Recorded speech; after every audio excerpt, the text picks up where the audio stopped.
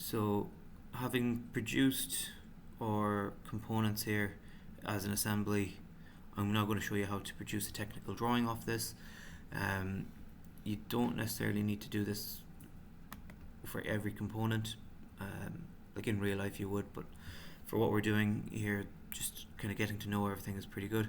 So if we right click here on the assembly, we can create a drawing off assembly 1, or we can go back to our part studio here and we can do it here, part 1, and we can create a drawing off part 1. I'm going to do it off this simply just because it's a simpler component, just so that we kind of get used to the idea of creating a drawing like this. So we're going to create a drawing of part 1. We already have the ISO A3, which is there, which we will use, and we click OK, and again it takes a couple of seconds to load up.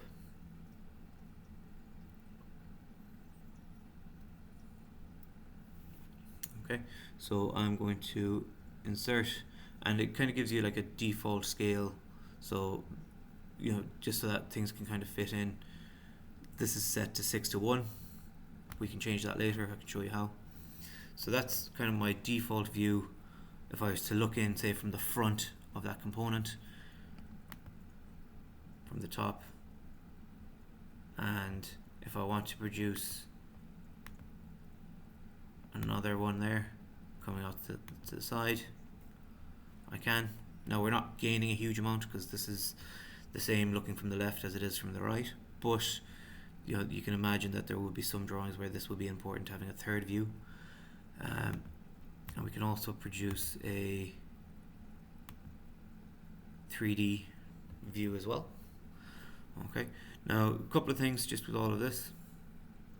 Okay, as you kind of get these laid out, you'll notice that, like, sorry, I've accidentally added one there. As this one moves, the other ones will update to fit it. So the whole idea here is that the dimensions that you produce for this shape here also applies to this shape here, also applies to this shape here. So when we're applying dimensions there, we don't necessarily need to say that this is 9.6 millimeters here and this is also 9.6 millimeters here, because that's redundant. Similarly here, we don't necessarily need to repeat each dimension for each circle. We can do it once and just include that as a note. So I'm going to double click on this, and I'm going to want to change this to include some hidden lines. And click OK. View orientation hidden.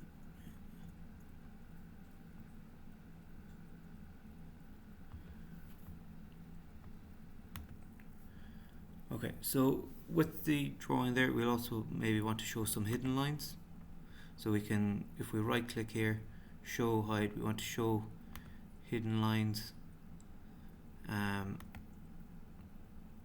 kind of come back here and we can show hidden lines. Now for some components this is really useful, however, you can see this is actually a little bit difficult to kind of understand what's going on. It's maybe not the clearest thing in the world, so we might actually remove that just for the moment, and just have a little bit of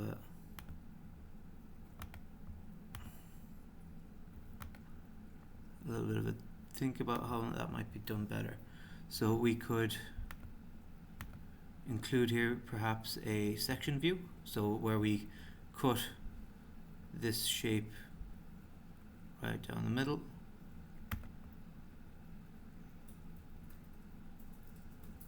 and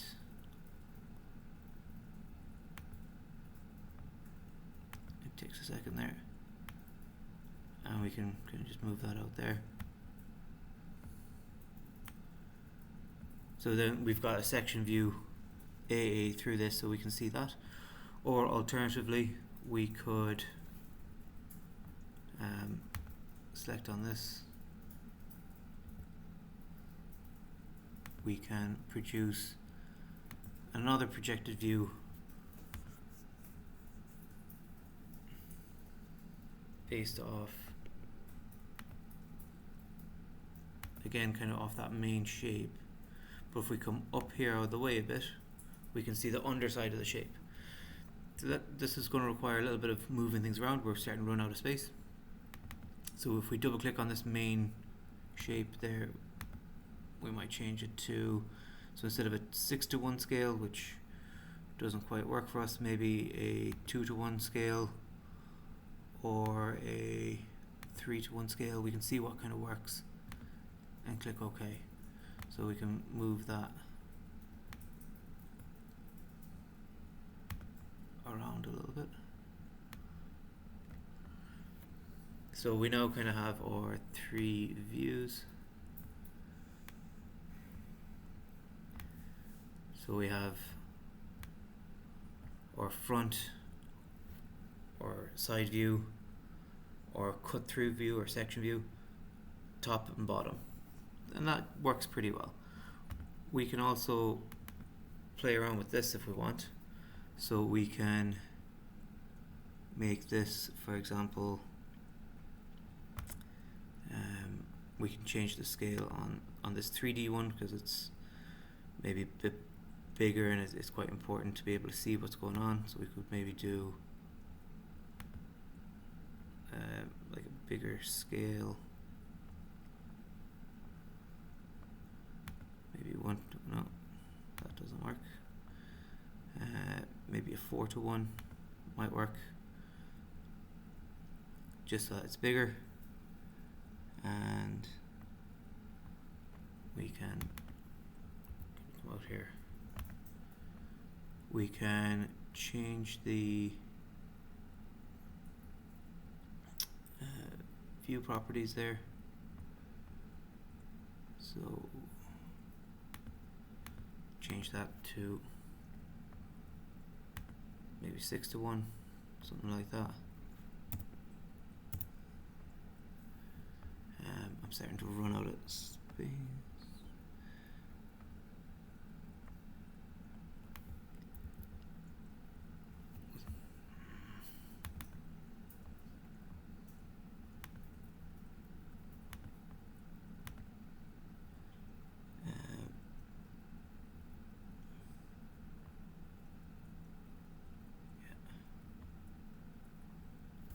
Okay. Sorry, this is rather annoyingly moving a little bit on me.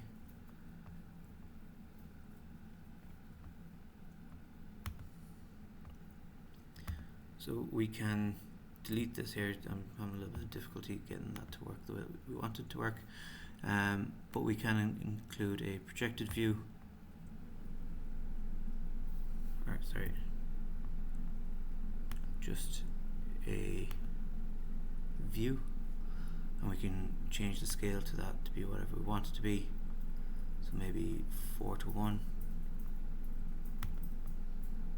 and we want it to be an isometric view,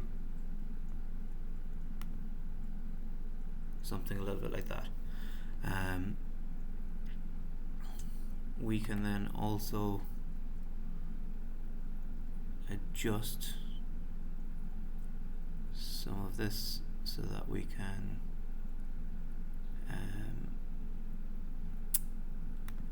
yeah, I think that's okay there. And then the last thing then is just to add some dimensions. So as I mentioned earlier, like these dimensions are all referencing each other, so we can apply dimensions here. Say for example that 15.8, but I don't necessarily need to do it again here because that's also 15.8 and it just kind of gets in the way. So we can insert these. It's probably important to just kind of keep in mind that we don't want these to be overlapping with each other, interfering with each other, or causing any other kind of difficulties. So if I put this here, alright, 15.8,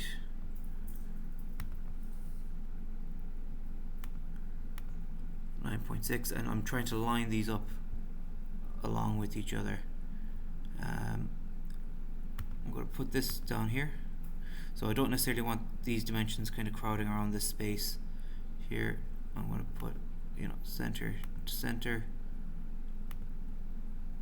perhaps there, and same here, center to center, kind of around there, and again just kind of lining that up with that. My diameter might need to zoom in there a little bit. 4.8, and we can show the wall thickness there. Okay, you can adjust where exactly the dimensions go, and maybe then just the last point, this circle on the underside. So showing the distance from there to there. Again, kind of 8 millimeters, and you know, whatever other dimensions that you want. That's kind of everything there. At the end of all of that, you can print that, or you can save it as a file that can be a DXF or a DWG, that kind of stuff, but we're going to just leave it at that. If you wanted to save that as a PDF, you can do it there as well using that print tool. And that's it.